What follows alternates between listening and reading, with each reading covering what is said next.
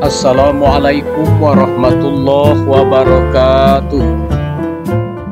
Alhamdulillahi rabbil alamin wa bihi nasta'inu ala umurid dunya waddin. Ashhadu an la ilaha illallah wa ashhadu anna Muhammadan abduhu wa rasuluh. Sallallahu ala asyrafil anbiya'i wal mursalin Nabiyyina Muhammadin wa ala alihi wa ashabihi wa man sara ala nahjihil qaumi wa da'a ila siratil mustaqim ila yaumiddin wa sallama tasliman katsira. Amma ba'du, ya ibadallah, usikum wa iyaya nafsi bitaqwallahi haqqa tuqatih faqad fazal muttaqun.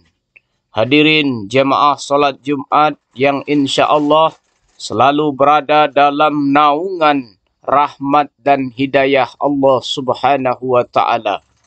Tak henti-hentinya kita panjatkan puja dan puji syukur kepada Allah Subhanahu wa taala yang telah memberikan kita nikmat iman dan Islam, karunia yang teramat besar yang Allah karuniakan kepada hamba-hambanya. Semoga kita selalu termasuk yang mendapatkan hidayahnya, serta berada dalam keadaan iman dan Islam hingga akhir hayat kita. Dan tentunya kita bersyukur kepada Allah atas nikmat nyawa yang masih diberikan kepada kita, sehingga pada kesempatan ini kita masih dapat beribadah kepadanya, mengingatnya serta memujinya. Sebuah pujian hanya layak dimiliki oleh Allah. Alhamdulillah, segala puji hanya milik Allah. Sungguh tidaklah pantas bagi manusia untuk mengharapkan pujian. Tidaklah pantas bagi manusia untuk merasa telah berjasa, karena sesungguhnya sejatinya segala pujian hanya milik Allah semata. Dan kami mengajak kepada diri kami sendiri serta jemaah sekalian untuk terus memperkokoh ketakwaan kepada Allah Subhanahu wa taala. Ya ayyuhallazina amanu taqullaha haqqa tuqatih wa la tamutunna illa wa antum muslimun. Hai orang-orang yang beriman, bertakwalah kepada Allah sebenar-benar takwa kepadanya, dan janganlah sekali-kali kamu mati melainkan dalam keadaan beragama Islam. Quran Surah Ali Imran. Dan tentunya salawat serta salam semoga selalu tercurahkan tak henti-hentinya kepada Nabi Muhammad SAW beserta keluarganya dan para sahabatnya. Sidang salat Jumat yang dirahmati oleh Allah Subhanahu wa taala. Dalam khutbah Jumat yang singkat ini, mari kita merenung sejenak tentang sesuatu yang pasti kita hadapi, sesuatu yang menjadi gerbang dari kehidupan dunia menuju kehidupan akhirat, yaitu kematian.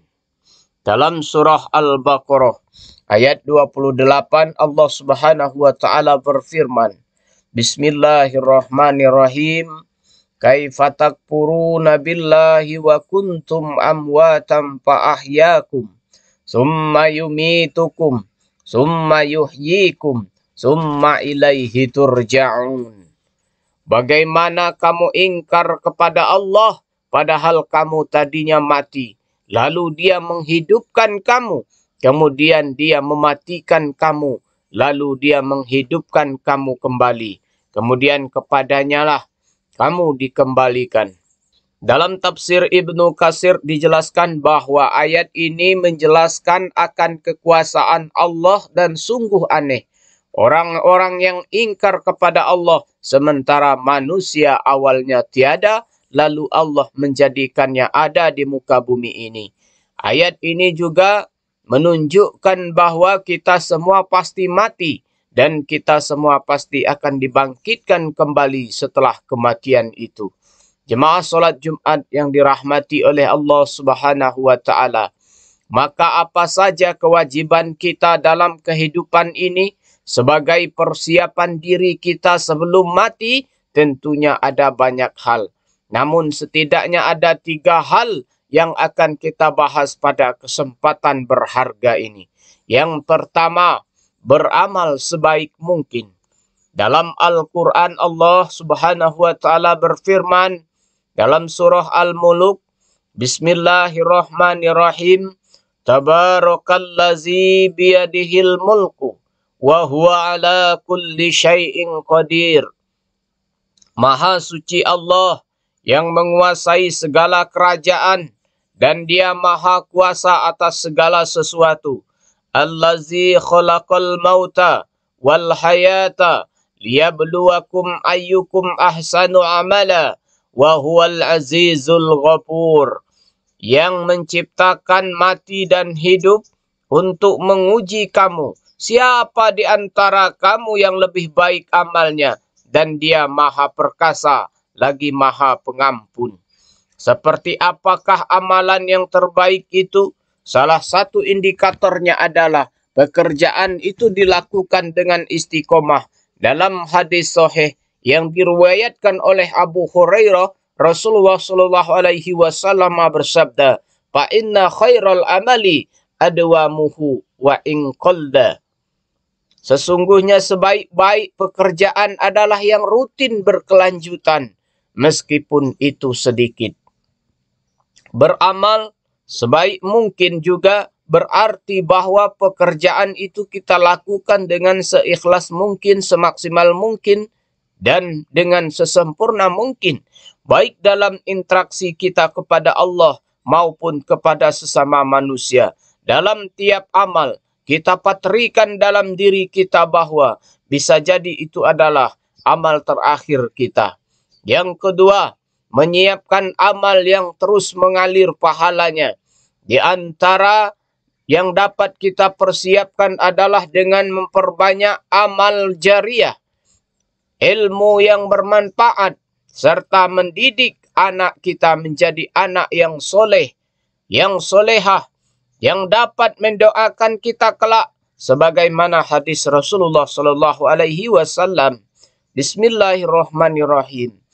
An Abi Hurairah radhiyallahu anhu, anna Rasulullah sallallahu alaihi wasallam qala, "Iza matal insanu in qata'a anhu amaluhu illa min salasatin, illa min sadaqatin jariyatin, aw ilmi yuntafa'u bihi, aw waladin salihin yad'u lahu." Rawahu Muslim.